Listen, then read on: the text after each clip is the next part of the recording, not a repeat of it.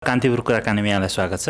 धन्यवाद। स्थानीय तहको निर्वाचनको परिणाम आइरहेको छ। यो निर्वाचनले नेकपा एमालेलाई करिब अहिलेको परिणाम प्रारम्भिक अहिले आइसकेको परिणाम हेर्दाखेरि सेकेन्ड पोजिसनमा लगेको छ। परिणाम हेर्दाखेरि तपाईँहरूले चाहिँ यसलाई कसरी मूल्याङ्कन गर्नुभएको छ? गठबन्धनलाई एउटा पार्टीको रूपमा मूल्याङ्कन गर्नुहुन्छ यहाँले भनेदेखि र गठबन्धनलाई एउटा पार्टी मान्दा र नेकपा एमालेलाई अर्को पार्टी मान्दा एमाले दोस्रो पोजिसनमा आएको छ। तर जनमतको हिसाबले हेर्नुहुन्छ भने र पार्टीहरू अलग अलग छन्, गठबन्धनभित्र पनि पार्टीहरू अलग अलग छन् भन्ने हो भने जनमतको हिसाबले सबैभन्दा बेसी मत प्राप्त गरेको पार्टी अहिले पनि नेकपा एमाले हो। अब नतिजा के प्रकाशित भयो यहाँहरूको सामनेमा सार्वजनिक छ, त त्यो नतिजाको आधार त जनमत नै हो। त्यसकारणले जनमतको हिसाबले अहिले पनि नेकपा एमाले अरू कुनै पनि पार्टीभन्दा बलियो छ र अगाडि छ। बाबा सनफ्लावर ओइल, शुद्धता यसमै भेटिन्छ। जस्तो तर गठबन्धन भए पनि सबै ठाउँमा त गठबन्धन भएको थिएन, केही निश्चित ठाउँमा मात्रै गठबन्धन भएको हो। ओभरअल रूपमा केन्द्रीय गठबन्धन एक खालको होला, तर स्थानीय तहमा त धेरै ठाउँमा उहाँहरूले पनि गठबन्धन गर्न सक्नु भएको थिएन। त्यसरी हेर्दाखेरि तपाईँहरू अहिले पोजिसन बदलिएको कुरा त स्वीकार्न त हुन्छ नि। पोजिसन खास गरिकन यसपटकको निर्वाचनमा हामी अघिल्लो यो नतिजाका हिसाबले जितिएका पदहरूको हिसाबले हेर्दाखेरि अघिल्लो पटक हामीहरू सबभन्दा बेसी स्थानमा विजयी भएका थियौँ, यसपटक दोस्रो भएका छौँ, यो सत्य हो। तर जनमतको हिसाबले हेर्नुहुन्छ भने जुन जनमत निर्वाचनका निम्ति निर्णायक हुन्छ त्यस हिसाबले हेर्दा र अलग अलग दललाई चाहिँ राखेर तपाईँले विश्लेषण गर्नुभयो भने अहिले पनि एमाले पहिलो पार्टी हो भन्ने कुरा चाहिँ बिर्सनु हुँदैन। जस्तो अघिल्लो चुनावको परिणाम एउटा खालको थियो र अहिलेको परिणाम हेर्दाखेरि चाहिँ दोस्रो पनि तपाईँहरूको जुन यति धेरै सिट सङ्ख्या चाहिँ घटेको देखिएको छ, त्यो हेर्दाखेरि त ग्याप जुन खालको आयो नि, तपाईँहरूको चुनाव अगाडि त त्यो खालको तपाईँहरूको थिएन। धेरै नै जित्छौँ, पहिलो हुन्छौँ र धेरै सिट सहित जित्छौँ भन्ने प्रक्षेपण थियो। त्यो प्रक्षेपण र अहिलेको रिजल्ट हेर्दाखेरि त कुनै म्याच नै भएन नि। यसमा के तपाईँले केही समीक्षा गर्नुभएको छ? हामी समीक्षा गर्दैछौँ र यसका पछाडि केही कारणहरू छन्। पहिलो कुरो त अघिल्लोचोटि चाहिँ हाम्रा विरुद्ध गठबन्धन थिएन, त्यो चुनावी तालमेल थियो, सहयोग आदान प्रदान थियो। गठबन्धन भन्दा पनि मूलत केही ठाउँहरूमा सिट एडजस्टमेन्टको कुरा, तालमेलको कुरा थियो, हाम्रा विरुद्धमा तालमेल थियो। यसपटक उहाँहरूले चाहिँ गठबन्धन, औपचारिक गठबन्धन, नेसन वाइड गठबन्धन भनेर आउनु भएको छ। स्वाभाविक रूपमा त्यो गठबन्धन एक ठाउँमा हुँदाखेरि त्यसको केही प्रभाव त पर्यो नै। दोस्रो कुरो चाहिँ स्वाभाविक रूपमा त्यो उहाँहरूले राज्य शक्तिको पनि प्रयोग गर्नुभएको छ खास ठाउँहरूमा। त्यसको कस्तो राज्य शक्तिको प्रयोग? राज्य शक्तिको प्रयोग भएको छ खास गरिकन निर्वाचनमा निर्वाध मतदाताहरूको मताधिकार प्रयोग गर्ने सन्दर्भमा वा निर्वाचन प्रचारका सन्दर्भमा राज्य शक्तिको प्रयोग भएको छ। त्यो त यहाँले अब समयक्रममा यी चिजहरू आइ पनि रहेका छन्, आउँदै पनि छन्। मुख्य रूपले के छ भनेदेखि हामी चाहिँ यो हामीले चाहिँ जुन ढङ्गले निर्वाचनको नतिजाका हिसाबले हाम्रो प्रोजेक्सन हो, केही हाम्रो प्रोजेक्सनभन्दा केही तल हामी जरुर आएका छौँ। यसको पछाडि चाहिँ जस्तो तपाईँहरूको आफ्ना चाहिँ के कमजोरीहरू रहे? हामीले चाहिँ हाम्रो पार्टबाट हेर्दा दुई तिनवटा चिज देख्छु मैले। एउटा त के छ भने नेपाल कम्युनिस्ट पार्टी एमाले र नेकपा माओवादी केन्द्रका बिचमा जुन एकता सम्पन्न भयो, त्यो एकता सम्पन्न भएपछि करिब 3 वर्षसम्म हाम्रो चाहिँ सङ्गठनात्मक जीवन चाहिँ एक ढङ्गले प्यासिभ जस्तै भएको थियो। त्यो प्यासिभ भएको सङ्गठनात्मक जीवनलाई हामीले चाहिँ पछिल्लो समयावधिमा गतिशील बनाउने प्रयास त गऱ्यौँ, तर त्यसलाई अझ लयमा चाहिँ गतिशील गराउनका निम्ति केही हामीलाई चाहिँ समस्या बाँकी नै रह्यो, पहिलो कुरा। दोस्रो कुरो के रह्यो भन्दाखेरि हामीले चाहिँ यो निर्वाचनको सन्दर्भमा हाम्रा विरुद्धमा जुन ढङ्गको गठबन्धन र जुन ढङ्गको चाहिँ शक्ति केन्द्रीकृत गरियो र हाम्रा विरुद्ध जुन ढङ्गले शक्ति परिचालन गर्ने कोसिस गरियो, त्यसको पनि केही प्रभाव रहेको छ।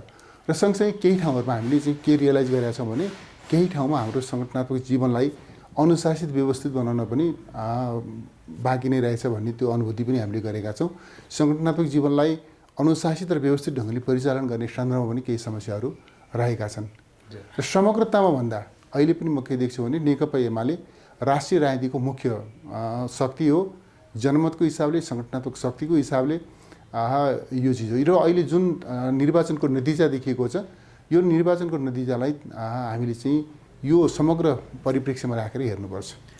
तपाईँले यो तपाईँहरूको दोस्रो पोजिसन आउनुमा, सिट सङ्ख्या घट्नुमा सबै कुरा खालि गठबन्धन मात्रै भनिराख्नु भयो होइन।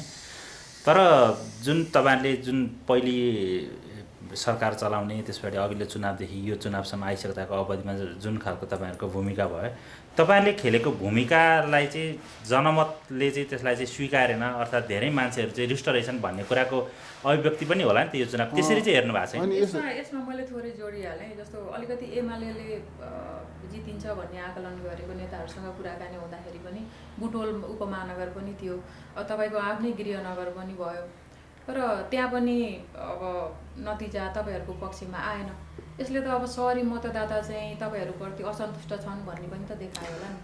त्यो चाहिँ मैले अघि भने नि, समग्र गठबन्धन जुन ढङ्गले हाम्रा विरुद्ध बन्यो र जो गठबन्धनले जुन खालको हाम्रा विरुद्धको चाहिँ पोजिसन लिएर आयो, त्यसको एउटा कारण हो। दोस्रो कुरो, सहरी जनमत हामीले जरुर सहरी जनमतलाई अथवा आम जनमतलाई हामीले चाहिँ उसका जनमतको कन्सर्न के हो भन्ने कुरामा चाहिँ हामी अझ सिन्सियर हुनुपर्छ भन्ने शिक्षा त जरुर हामीले प्राप्त गरेका छौँ यसबाट।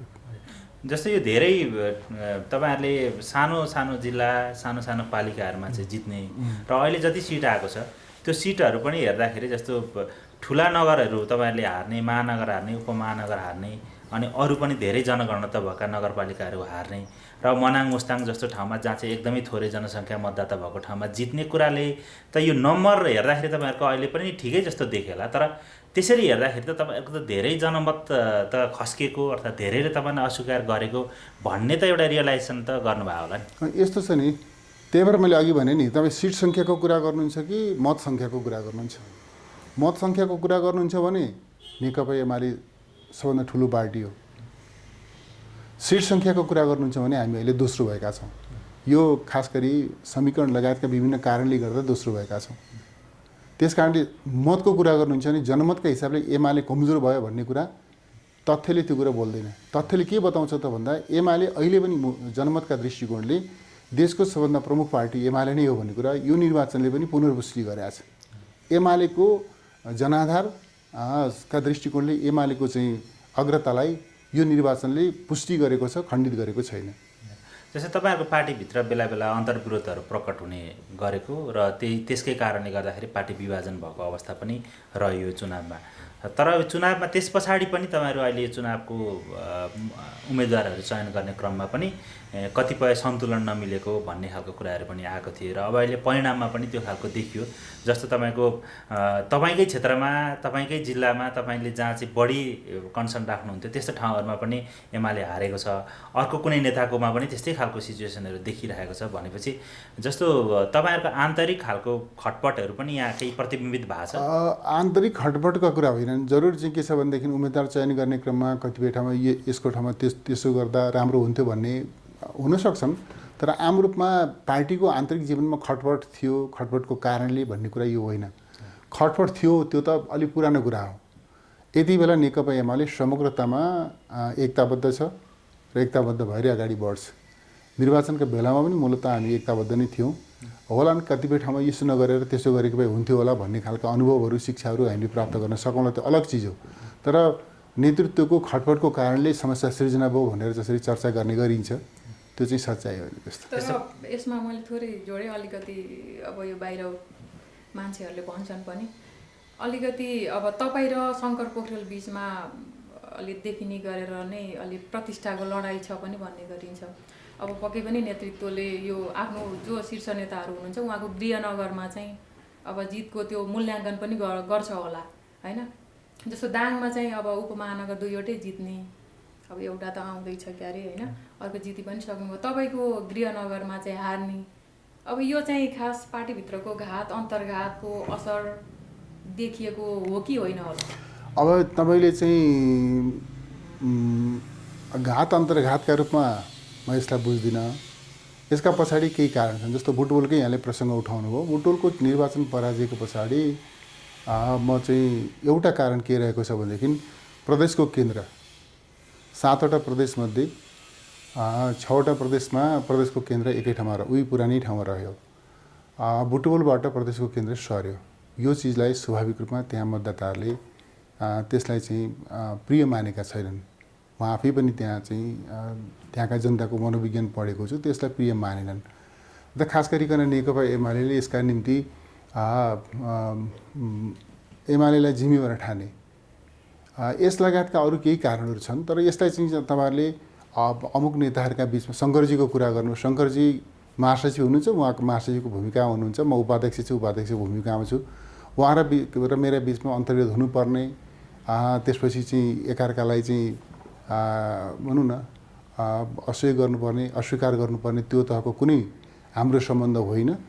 मैले केही समयदेखि यता मिडियाहरूले त्यस खालको खोजी गरेको पाउँछु। त्यो खोजी नगर्दा हुन्छ। शङ्करजी र म मेरा बिचमा त्यस्तो अन्तर्विरोध खोजी गर्नेहरूले व्यर्थमा समय अपव्यय मात्रै हुन्छ उनीहरूको। अब जस्तो यो चुनाव पछाडि तपाईँहरूले चुनाव अगाडि एउटा खालको आकलन के गर्नुभएको थियो भने जस्तो माओवादीको एउटा खालको पोजिसन धेरै खुम्चिन्छ, माओवादीको त केही पनि छैन, नेकपा यस्ता यो पार्टी नै होइन भन्ने तहसम्मको तपाईँहरूले चाहिँ एउटा नेताहरूले भन्ने गर्नुहुन्थ्यो भाषणमा पनि, अध्यक्षज्यूले पनि धेरै ठाउँमा त्यो कुरा भन्नुभयो। यो चुनावी रिजल्टले त माओवादीलाई त पहिलेको भन्दा पोजिसन सुधार गर्यो, नेकपा यसले पनि केही ठाउँमा गठबन्धनबाटै भए पनि महानगर र उपमहानगर जित्यो भनेपछि यो नेकपा यस र माओवादीलाई चाहिँ तपाईँहरूले कसरी बुझ्नुभयो त? अब नेकपा माओवादी यसको कुरा गर्नुहुन्छ यहाँहरूले भनेदेखि तपाईँ पहिला त माओवादीले प्राप्त गरेको मतको पनि हिसाब गर्नुपर्छ, यसले प्राप्त गरेको मतको पनि हिसाब गर्नुपर्छ। यहाँले सिटको त हिसाब गर्नुभएको छ, मतको पनि सँगसँगै हिसाब गर्नुहोस् भन्ने म आग्रह गर्न चाहन्छु। अब अहिले त म के देख्छु भनेदेखि माओवादी एक ढङ्गले भन्नुहुन्छ भनेदेखि यो नेपाली कङ्ग्रेस र माओवादीका बिचमा मान्छेहरूले भेद छुट्याउन छोडिसके। तपाईँले देख्नु होला यसपटक चाहिँ माओवादीका कार्यकर्ताहरू रुख चिन्हमा लड्नु भएको थियो ठाउँ ठाउँमा। भनेपछि कङ्ग्रेस र माओवादीका बिचको भिन्नता नै देखिन छोडिसकेको छ। र यस अर्को ढङ्गले भन्नुहुन्छ भने माओवादी कङ्ग्रेसको सहयोगी शक्तिको रूपमा, कङ्ग्रेसको पछि लाग्ने, कङ्ग्रेसको अनुयायीको रूपमा चाहिँ माओवादीले आफूलाई चाहिँ रूपान्तरित गरेको छ। हिजोको चाहिँ आफूलाई क्रान्तिकारी दाबी गर्ने माओवादी अहिले चाहिँ नेपाली कङ्ग्रेसको सहयोगी शक्तिमा आफूलाई खुम्च्याएको छ। त्यसले गर्दाखेरि कङ्ग्रेसको भनौँ न सँगको सहयात्राले काङ्ग्रेससँग अलिकति चाहिँ सेयरिङ गरेर केही सिट पायो होला माओवादीले। त्यस हिसाबले चाहिँ हिजोको सिट सङ्ख्याको तुलनामा केही सिट सङ्ख्या बढेको पनि होला। तर राष्ट्रिय राजनीतिमा माओवादीको भूमिका र माओवादीले प्राप्त गरेको जनाधारको हिसाबले हेर्नुहुन्छ भने माओवादीको प्रयोजन के, औचित्य के, माओवादी किन अलग पार्टीको रूपमा यसको अस्तित्वको औचित्य के भन्ने प्रश्न सँगसँगै उठ्याएको छ। कङ्ग्रेस सधैँ छ नि, कङ्ग्रेसलाई सघाउनका निम्ति माओवादी भए समाज यो चाहिँ यस भए चाहिँ सघाउनु पर्ने किन, सिधै काङ्ग्रेसलाई सघाए भइहाल्छ नि भन्ने त्यो खालको प्रश्न उठेको छ। र उहाँहरूले आफ्नो राजनीतिक अस्तित्वको औचित्य स्थापित गर्न मलाई लाग्छ आउने दिनमा धेरै उकालो पर्नेछ। नेकपा यसको हकमा चाहिँ के? नेकपा यस्तो एउटा चाहिँ के छ भन्दाखेरि त्यो एउटा एमालेबाट चोइटेको एउटा झुन्ड हो। खास गरिकन हाम्रो प्रधानजीले सार्वजनिक रूपमा भन्ने गर्नुभएको छ, मलाई चाहिँ यो माधवजीले धेरै ठुलो सहयोग गर्नुभएको छ, त्यो सहयोगको गुण मैले बिर्सिन सक्दिनँ भनेर उहाँले चाहिँ नेकपाको कमरेड केपी शर्मा ओलीको नेतृत्वको सरकार गिराउनका निम्ति र शेरबहादुर देउबाजीको नेतृत्वमा नेपाली कङ्ग्रेसको नेतृत्वमा सरकार बनाउनका निम्ति धेरै ठुलो गुण लगाउनु भयो हुनाले त्यो गुण कङ्ग्रेसले अलिकति गुण तिर्दिया भएर केही सिटमा देखिन्छ अहिले। अब आउने दिनमा मलाई लाग्छ त्यो चाहिँ कुनै अस्तित्व, त्यसको राजनीतिक अस्तित्व आउने दिनमा हुन्छ जस्तो मलाई लाग्दैन। अब जस्तो तपाईँले पार्टी एकताको लागि पनि पहिले पहल गर्नुभएको थियो, एक चरण एकता भयो अरे फेरि विभाजनमा गइसकेको छ। यो चुनावमा एउटा खालको परिणाम आइसके पछाडि धेरैले के अनुमान गरेका छन् भने फेरि पनि एउटा वामपन्थी दलहरूको चाहिँ एउटा गठबन्धन बन्छ र अर्को चुनावसम्म त्यसरी जान्छन् भन्ने पनि धेरैको एजम्सन छ। अब जस्तो तपाईँहरू पहिलोबाट दोस्रो पार्टीमा खुम्चिनु भएको, माओवादीले केही सिटहरू गेन गरेर अलिकति उसको कन्फिडेन्स चाहिँ पहिलेको भन्दा बढेको र नेकपा यसको अब एउटा खालको पोजिसन बनेको अवस्थामा चाहिँ तपाईँहरू चाहिँ के देख्नुहुन्छ? वाम गठबन्धन फेरि बन्ने र यी 3टा पार्टी मिलेर जान सक्ने सम्भावना छ कि छैन? अब एउटा त म के भन्छु भने दक्षिणपन्थी शक्तिको पछि लाग्नेहरूलाई वामपन्थी भनेर परिभाषित गर्ने कुरो नै यो सङ्गतिपूर्ण छैन। नेपाली कङ्ग्रेसलाई हामी यथास्थितिवादी दक्षिणपन्थी शक्ति भनेर विश्लेषण गर्छौँ। त्यो दक्षिणपन्थी शक्तिको पछि लागेर कम्युनिस्ट आन्दोलनलाई कमजोर पार्नेहरूलाई चाहिँ वामपन्थी मानेर तिनीहरू मिल्नुपर्छ भन्ने कुरा नै त्यो सङ्गतिपूर्ण छैन, पहिलो कुरा। दोस्रो कुरो, त्यस अर्थमा उहाँलाई के अर्थमा वामपन्थी भन्ने? वामपन्थी भनेको के? नामलाई वामपन्थी भन्नुभएको कि काम, आचरण, मूल्य मान्यतालाई वामपन्थी भन्ने हो? दक्षिणपन्थीको पछि कुद्नेलाई वामपन्थी भनिन्छ? भनिँदैन। वामपन्थी भनिन्छ भने दक्षिणपन्थी शक्तिको पछि कुद्नेहरू वामपन्थी होइनन्, हुन सक्दैनन्। त्यस कारणले कङ्ग्रेसको वरिपरि गोलबन्द भएका शक्तिहरूलाई वामपन्थी मानेर अनि वामपन्थी गठबन्धन, मलाई यो चाहिँ त्यो कुनै सङ्गतिपूर्ण लाग्दैन, पहिलो कुरा। दोस्रो कुरो के छ भने हामी चाहिँ अब त्यस्ता शक्तिहरूलाई, त्यस्ता प्रवृत्तिहरूलाई गोलबन्द गर्ने त्यो चक्करमा छैनौँ। अब हामीले यो लोकल इलेक्सनमा जुन प्रकारको जनमत आर्जन गरेका छौँ, लोकल इलेक्सनको जनमतले हामीलाई एउटा उत्साहित तुल्याएको छ कि हामी देशको पहिलो पार्टी हौँ, प्रमुख पार्टी हौँ। यो पहिलो पार्टी हौँ, प्रमुख पार्टी हौँ भन्ने जुन जनादेश अभिव्यक्त भएको छ, यो जनादेशको जगमा टेकेर हामी आउने निर्वाचनको तयारी गर्छौँ। र तपाईँले भन्नुहोला अस्ति पनि त तपाईँले दाबी गर्नुभएको थियो फेरि के होला भनेर, म भन्न चाहन्छु आउने निर्वाचनमा हामीलाई सम्भवतः हामी मेजोरिटी गेन गर्छौँ। यो त मिश्रित निर्वाचन प्रणाली त हामीलाई तनावसँग थाहा छ। मिश्रित निर्वाचन प्रणाली हो। मिश्रित निर्वाचन प्रणाली भएको हुनाले हामी चाहिँ प्रत्यक्षतर्फ समानुपातिकतर्फ त हाम्रो अग्रता छँदैछ। यसलाई अझ एक्सपान्सन गरेर लाने हो। हामी मोर देन 50% जनमत हाम्रो पक्षमा ल्याउँछौँ भन्ने हाम्रो दाबी छ। अहिले पनि हामी लगभग 41-42%को आसपासमा हामी पुगेका छौँ। समानुपातिकतर्फ हामीले हाम्रो जनमतलाई चाहिँ 50%को हाराहारीमा पुर्याउँछौँ र प्रत्यक्षतर्फ हामी खास ठाउँमा केन्द्रित हुन्छौँ र हामी सम्भवतः बहुमत ल्याउँला, होइन भने पनि आउने पार्लियामेन्ट्री इलेक्सनमा नेकपा एमाले संसदको पहिलो पार्टी हुन कसैले पनि रोक्न सक्दैन। गठबन्धनको ल्याकत देखिसकेको छ। गठबन्धनभित्रका अवस्थाहरू पनि हामीले राम्रोसँग आकलन गरेका छौँ। त्यसले गर्दाखेरि हामी आउने निर्वाचनसम्म यो कुनै गठबन्धनको चक्करमा होइन, नेकपा एमाले एक्लै अगाडि बढ्छ र आउने निर्वाचनसम्म पुग्दा वामपन्थी जनमत नेकपा एमालेको वरिपरि केन्द्रित हुन्छ, दक्षिणपन्थी जनमत चाहिँ यथास्थितिवादी जनमत काङ्ग्रेसको वरिपरि केन्द्रित हुन्छ। म त्यो देख्छु।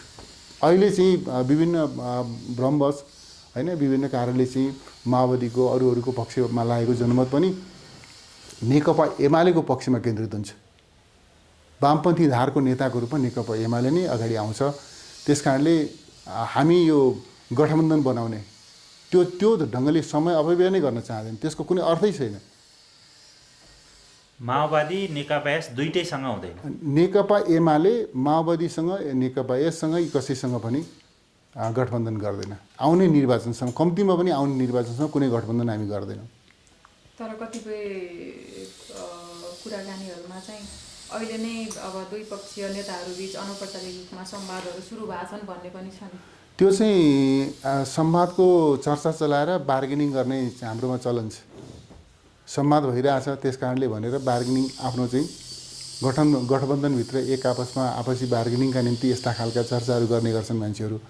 म तपाईँलाई स्पष्ट भन्न चाहन्छु, आउने निर्वाचनसम्म यो गठबन्धनको चाहिँ पटाक्षेप हुनु जरुरी छ। गठबन्धन चाहिँ यो चाहिँ कुनै सिद्धान्त, कुनै उद्देश्य, कुनै आदर्श केन्द्रित गठबन्धन हो र यो केवल भागभण्डाको स्वार्थको गठबन्धन हो। त्यस कारणले यो गठबन्धनको पटाक्षेप हुनु जरुरी छ। यो गठबन्धनको वरिपरि कोही एउटा चाहिँ प्रगतिशील जनमत छ भने पनि त्यो जनमतले सच्चाइ बुझेर त्यो गठबन्धनबाट अलग हुनु जरुरी छ। त्यस अर्थमा हामी आउने यो निर्वाचनमा कम्तीमा पनि म के देख्छु भनेदेखि यो निर्वाचनसम्म, आउने निर्वाचनसम्म, प्रतिनिधि सभाको निर्वाचनसम्म नेकपा एमाले माओवादी वा अरू कसैसँग कुनै प्रकारको गठबन्धन गर्दैन। यो गठबन्धनले कोर्स कम्प्लिट गर्नु पर्यो नि। यो गठबन्धनको पटाक्षेप हुनुपर्छ, जरुरी छ। यो गठबन्धनको के हो खास अल्टिमेट मिसन चाहिँ के हो त तपाईँहरूको बुझाइ? यो गठबन्धनले दुईवटा कुरा पुष्टि गर्यो। एउटा के कुरा पुष्टि गर्यो भनेदेखि नेकपा एमाले यस्तो चाहिँ शक्तिशाली राजनीतिक पार्टी हो जसलाई एक्लै सामना गर्न सकिँदैन भन्ने कुरा उहाँहरूले सबैले मन्जुर गर्नुभयो। काङ्ग्रेसले यही कुरा माने, माओवादीले यही कुरा माने, अरू गठबन्धनमा जो सामेल भए ती सबैको साझा स्वीकारोक्ति के हो भन्दाखेरि नेकपा एमाले देशको सबैभन्दा शक्तिशाली पार्टी हो। हामी सरकारमा छौँ, हामी के भनेदेखि पुराना हौँ, हामी लोकतान्त्रिक हौँ, हामी क्रान्तिकारी हौँ, तर हामी कमजोर छौँ। हामी एक्लै एमालेसँग प्रतिस्पर्धा गर्न सक्दैनौँ, एमालेलाई हामी जित्न सक्दैनौँ, प्रतिस्पर्धा पनि गर्न सक्दैनौँ। त्यस कारणले हामी गठबन्धन गरेर मात्रै एमालेसँग आम्ने सामने हुन सक्छौँ भन्ने त्यो सच्चाइ उहाँले स्वीकार गर्नुभएको छ। त्यसको नतिजा हो यो गठबन्धन। एमालेको शक्तिको स्वीकारोक्तिको जगमा यो गठबन्धन बन्या छ। त्यसकारण नेकपा एमाले यो गठबन्धनलाई होइन आउने चुनावसम्म पुग्दा गठबन्धनको सही जे हो, यसको जे हो रियालिटी हामी त्यो प्रदर्शित गर्नेछौँ। तर अध्यक्षले यो स्थानीय तहको चुनावभन्दा अगाडि बेला बेला उहाँले सार्वजनिक कार्यक्रमहरूमै भन्ने गर्नुभएको थियो यो गठबन्धन चाह्यो भने चाहिँ हामीले 1 हप्तामा टुटाउन सक्छौँ भनेर। त्यस्तो त्यो अचुक त्यो सूत्र उपाय के रहेछ त्यस्तो? त्यो चाहिँ अध्यक्षले भन्नुभएको छ, त्यो सत्य नै हो। त्यो अध्यक्षले भन्नुभएको कुरा सत्य। 1 हप्तामा गठबन्धन टुट्न सक्छ। म अहिले पनि भन्छु एमाले चाह्यो भने 1 हप्तामा टुट्न सक्छ।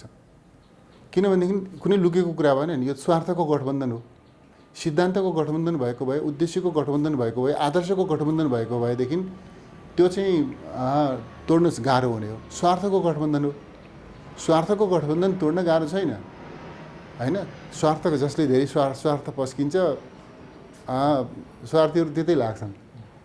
जसको होइन स्वार्थको भाग जता ठुलो देखिन्छ त्यतातिर लाग्ने हो। त्यस कारणले गठबन्धन तोड्न हामीलाई गाह्रो छैन, तर हामी गठबन्धन तोड्ने त्यो गल्ती गर्दैनौँ। अब यो गठबन्धन तोड्ने गल्तीमै नेकपा एमाले गर्दैन। यो गठबन्धन रहिरहोस्, चुनावसम्म आउने चुनावसम्म रहोस्। र गठबन्धनले जुन अब उसले के भन्छ, गठबन्धनले जनतालाई के दिन्छ तपाईँलाई म बताउन चाहन्छु। नेकपा एमालेको नेतृत्वको सरकार चाहिँ को ठाउँमा यो सरकार बन्या छ, परमादेशी सरकार बन्या छ। यो सरकार बनेदेखि यता यसले गरेको एउटा राम्रो काम बताउनुहोस् त।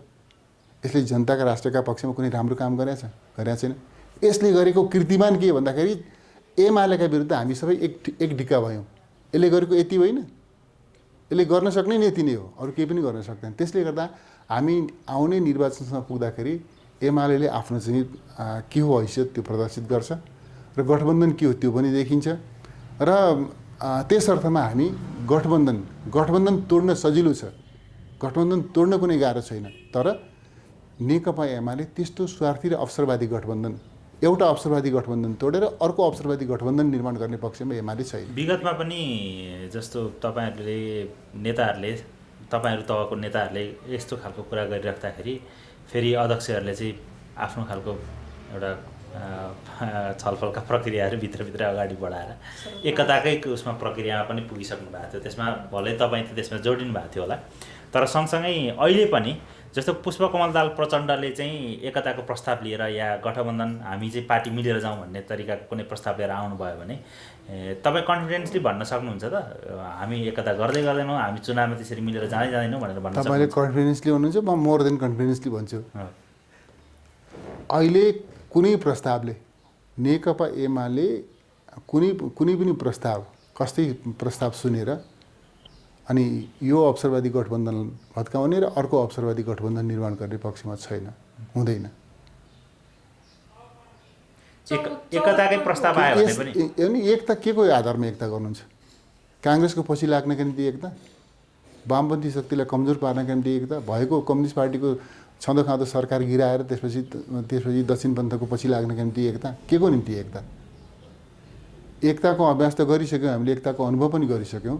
स्वाभाविक रूपमा त्यति बेला हामीले जुन उद्देश्यका साथ एकता गरेका थियौँ त्यो उद्देश्य अनुरूप नै आन्दोलन अगाडि बढिरहेको थियो नि, पार्टी अगाडि बढेको थियो, सरकार अगाडि बढिरहेको थियो। त्यो एकता भङ्ग गर्नुपर्ने कुनै कारण छ? त्यो एकता भङ्ग गर्ने निर्णयको औचित्य इतिहासले पुष्टि गर्न सक्छ, इतिहासमा पुष्टि हुन सक्छ? सक्दैन। जस्तो यो अब यहाँले त भनि पनि हाल्नुभयो गठबन्धन हुँदैन यो सङ्घीय निर्वाचनमा, हुँदैन भनेर। जस्तो 74 सालको सङ्घीय निर्वाचनमा कति धेरै ठाउँमा धेरै सिट चाहिँ थोरै 500-1000को मतान्तरमा एमाले जितेको पनि छ होइन। तर अहिले चाहिँ यहाँले गठबन्धन हुँदै हुँदैन भन्नुभयो।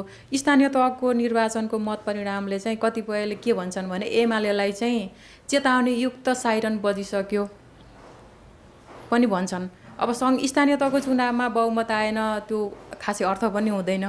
अब सङ्घीय चुनावको लागि त सरकारको कुरा छ। मैले तपाईँलाई भनिहालेँ अघि आउने निर्वाचनमा नेकपा एमाले सम्भवतः हामी सिङ्गल यो हाम्रो निर्वाचन प्रणाली अलिक कम्प्लिकेटेड छ नि त, बहुमत ल्याउनका निम्ति अलिक बलियो शक्ति चाहिन्छ। त्यस कारणले हामीले यसबिचमा बलियो शक्ति निर्माण गर्छौँ र सम्भवतः बहुमत आर्जन गर्छौँ। वर्स सिनारीमा पनि तपाईँलाई म भन्न चाहन्छु, धेरै बिग्रियो एमालेको आउने निर्वाचन धेरै बिग्रियो भने पनि नेकपा एमाले संसदको लार्जेस्ट पार्टी हुन कसैले पनि रोक्न सक्दैन। हामी त्यो ठाउँमा छौँ, जनमत त्यस हिसाबले हामी सङ्गठित गर्न सक्छौँ। आजकै जनमतले पनि त्यो कुराको सङ्केत गरेको छ। लार्जेस्ट अब दोस्रो लार्जेस्ट भन्न खोज्नुभयो कि पहिलो नै पहिलो लार्जेस्ट दोस्रो त्यो कसरी यहाँले कसरी त्यो मूल्याङ्कन आकलन गर्नुभएको छ? गठबन्धन यो गठबन्धन गइ नै रह्यो भने चाहिँ यो गठबन्धन पहिलो कुरो त के छ भने यो गठबन्धनको औचित्य गठबन्धनले जे डेलिभरी गर्नुपर्ने हो त्यो चिज गर्न सकेका छैन, गर्न सक्दैन। यो लोकल इलेक्सनको एउटा सन्दर्भ छ। आउने पार्लियामेन्ट्री इलेक्सनसम्म पुग्दाखेरि हामीले के देख्छौँ भनेदेखि हामीले जुन जनमत अहिले पनि हामीसँग जुन जनमत छ त्यो जनमतको जगमा टेकेर हामी यो जनमतलाई अघि पनि मैले भने समानुपातिकतर्फ हामी 50%को भन्दा बेसी हाम्रो जनमत विस्तार गर्छौँ। प्रत्यक्षतर्फ हामी खास ठाउँमा खास ढङ्गले केन्द्रित हुन्छौँ। हाम्रो जित सुनिश्चित भएका ठाउँहरू त्यहाँ हामी केन्द्रित हुन्छौँ। जहाँ प्रतिस्पर्धाको ठाउँहरू छन् ती ठाउँहरूमा पनि हामी त्यस हिसाबले हाम्रो सङ्गठनात्मक व्यवस्थापनका कामहरू गर्छौँ र निर्वाचनमा जित हासिल गर्ने हिसाबले हामीहरू अगाडि बढ्छौँ।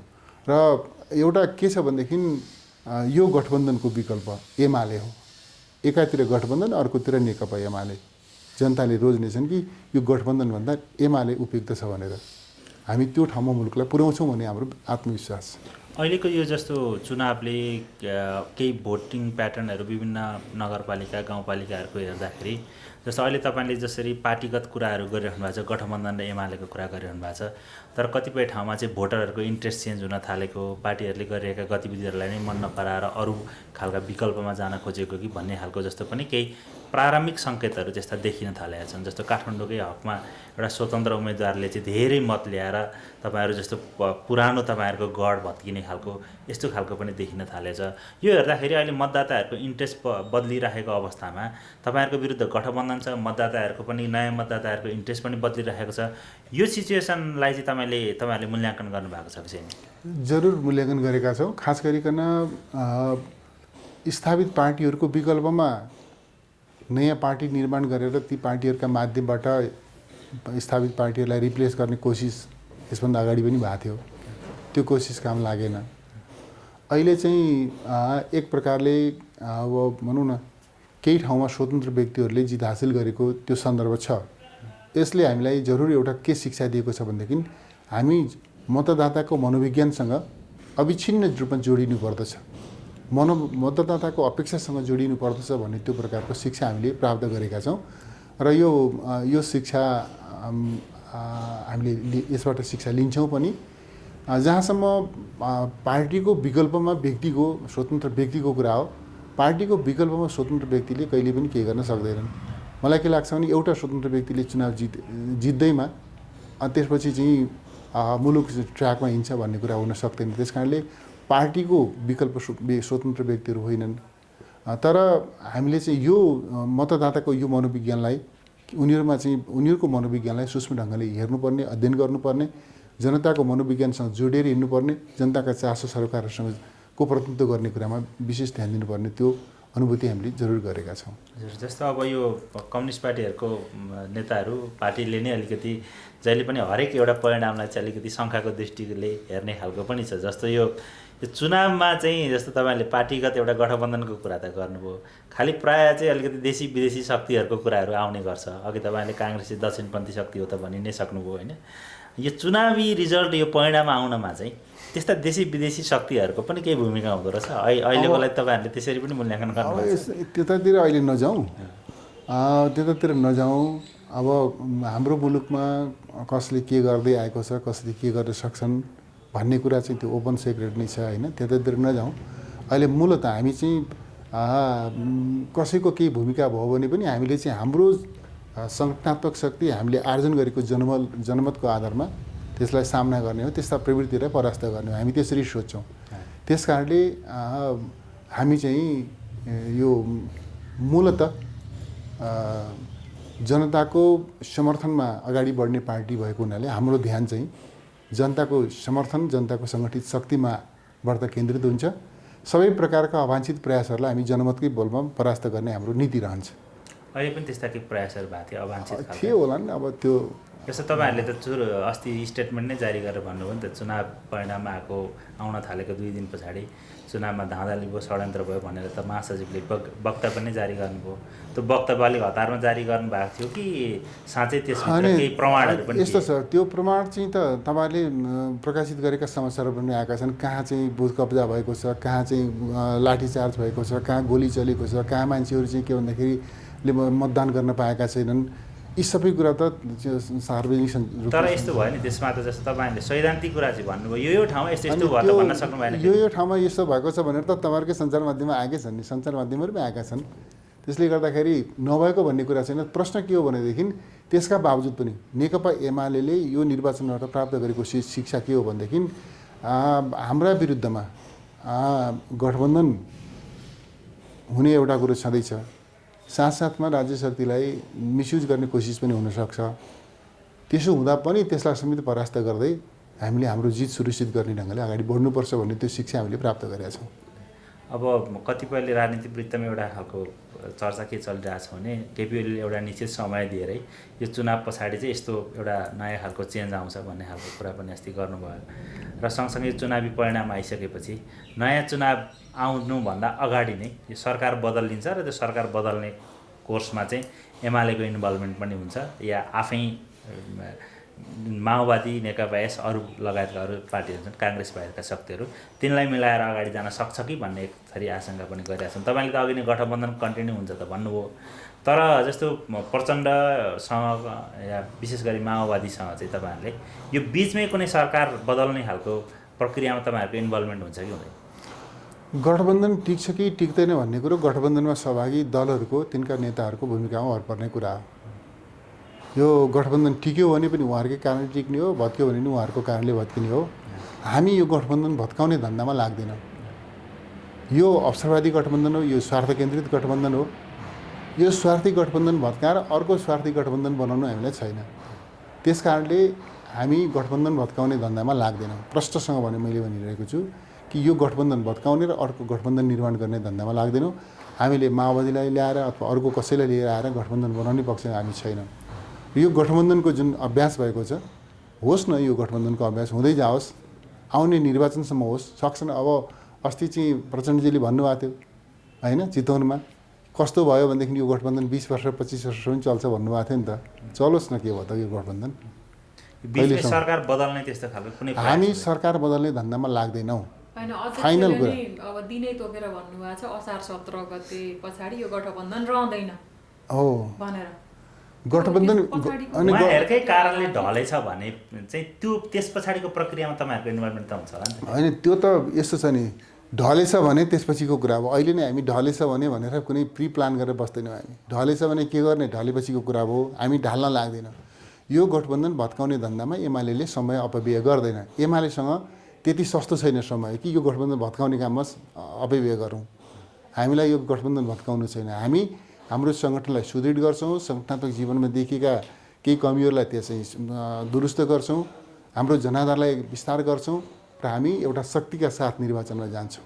हामी त्यो काममा लाग्छौँ। गठबन्धन भत्काउने काममा समय खर्च गर्न हामीलाई चाहिँ त्यो समय छैन, उपलब्ध छैन। जस्तो यो एउटा पोखरा महानगरको हकमा चाहिँ त्यहाँ भिडियो अडियोहरू अब तपाईँकै पार्टीको कार्यकर्ता त्यहाँ चाहिँ भएको खास के हो त्यसलाई? हामी पोखराको घटनालाई अत्यन्तै सिरियसली र सूक्ष्म ढङ्गले अध्ययन गरिरहेका छौँ। प्रारम्भिक सङ्केतहरू के देखिएका छन् भने हाम्रो पार्टी पङ्क्तिभित्र केही अनुशासनहीनताका प्रवृत्तिहरू प्रकट भएका छन्, स्वेच्छाचारिताका प्रवृत्तिहरू प्रकट भएका छन्। ती चिजहरूलाई हामी ठिक ढङ्गले पहिचान गर्छौँ र ठिक ढङ्गको उपचार गर्छौँ। जहाँ जहाँ समस्याहरू देखिएका छन् ती ठाउँमा हामीले उपचार गर्छौँ। मतलब त्यहाँ अन्तर्घात भएको रहेछ भने चाहिँ कारबाहीको प्रक्रियामा जान्छ कि जाँदैन? पार्टी अनुशासनको दृष्टिकोणले केही गम्भीर प्रकृतिका गल्ती भएका छन्, ती चिजहरू हाम्रो नोटिसमा आइरहेका छन्।